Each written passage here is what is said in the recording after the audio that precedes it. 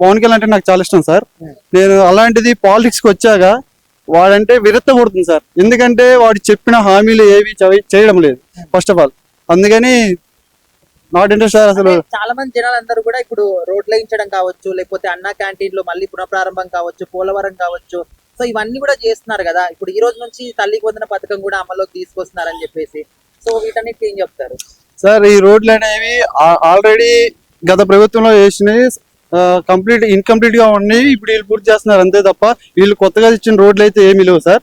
ఈ అన్నా క్యాంటీన్ అనేది అది ఎవరి ఇష్టం వాళ్ళది, పెట్టవచ్చు పెట్టకపోవచ్చు. ఇంకోటి ఏదో అన్నారు సార్, తల్లికి వందనం అన్నారు. 1 year నుంచి ఏంది ఇవాళ ఎందుకు అన్నారు? ఇవాళ వేసారు అసలు అకౌంట్ లోకి పడ్డాయా సార్? ఈ రోజు నుంచి ఇంకా అమలు కాలేదు, అమల్లోకి వస్తుంది. అది ఎందుకని రియాక్ట్ అయ్యారు ఇప్పుడు జగన్మోహన్ రెడ్డి అనే వాళ్ళు.